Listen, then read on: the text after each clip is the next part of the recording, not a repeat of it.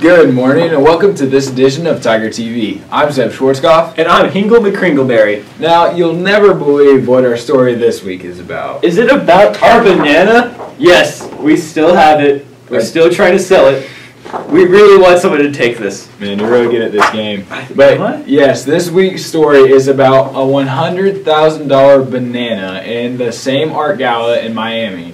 And it is about a man that took it off the wall and ate it. Just ate the banana. He was desperate for a snack there. Yeah, no kidding. He said that he told reporters that he is not sorry at all for this act of vandalism. Now, granted, you do have to replace the banana every 3 days, but he just ate $120,000 worth of food in 30 seconds. Should I try eating our banana? I don't know. Whatever floats your boat, but I'll have 911 on standby for you.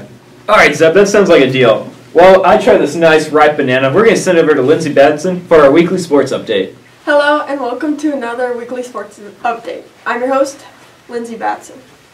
We have another 3-game week ahead of us.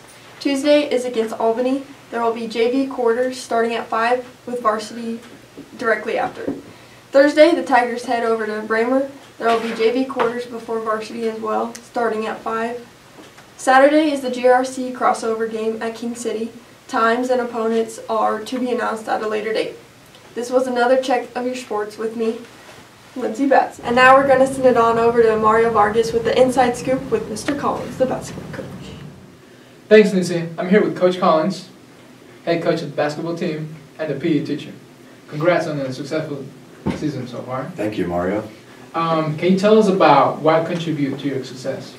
I think the biggest contribution to our success this year is the dedication of the players and the boys. They put in a lot of hard work starting last year in the summertime, coming in, getting a lot of shots up, playing in shootouts, and then just hard work and practice every day. I think they also spend a lot of time watching huddle, checking out game film.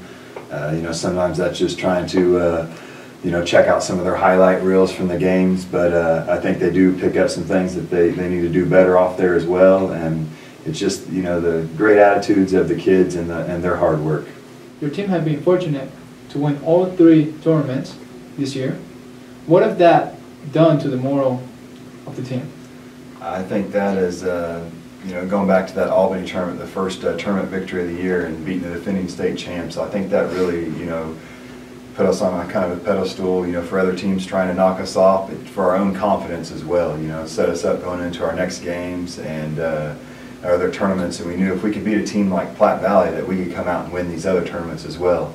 And the guys have done a good job of locking in, staying focused, and coming out on top in all 3 of those tournaments. I think it definitely picks up the morale of the team and builds a lot of confidence. And it's really that 4th tournament coming down to districts that we're really looking at now. You have a mixed up of upperclassmen. How has that leadership of those players helped the team progress? I think, especially with upperclassmen, having upperclassmen that have played, some of these guys have played for me for 4 years now. I think that really helps with leadership. They understand what we want as coaches. They understand what it takes to win, what it takes to get other players motivated. But I think one of the biggest things is we have a couple seniors that seem to get excited, every time we have a game or practice, and that rubs off on the other guys. And so we usually have a lot of energy coming when it comes to practices and games, which really helps us, especially with our style of play, and makes us move a lot faster on the court. But I think definitely with senior leadership has helped out a lot this year.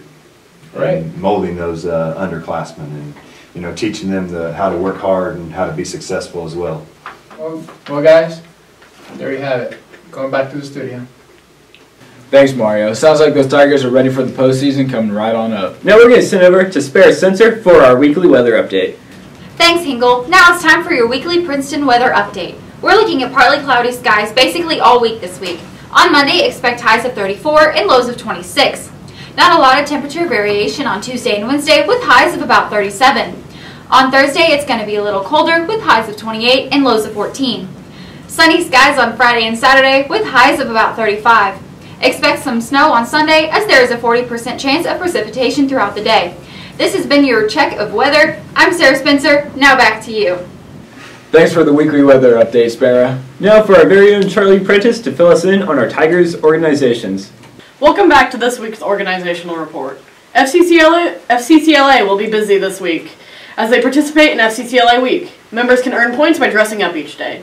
They will also have teacher appreciation activities, and then the entire school will participate in Warm Fuzzy Day. Peer helpers will have a meeting on Wednesday during the second lunch shift. Now back to Zeb and Crinkle. Thanks, Charlie. And now for everybody's favorite segment of this week, Fact of the Week. Now, this week's fact is the blob on the end of your toothpaste actually has a specific name. Wait, it's not called a toothpaste child? Nope, it's actually called a nurdle. Well, now I'm glad that I can call it that instead of a toothpaste child. Yeah, no kidding. Now, time for our Tiger birthdays for the week. Happy birthday to Grace Kelly and America's twins, Justin and Riley Rhodes. Happy birthday, guys. We thank you for tuning in to this week's edition of Tiger TV. Here with all your Tiger updates, I'm Zeb Schwarzkopf. And I'm Hingle McCringleberry. Have a great week. And stay classy, San Diego.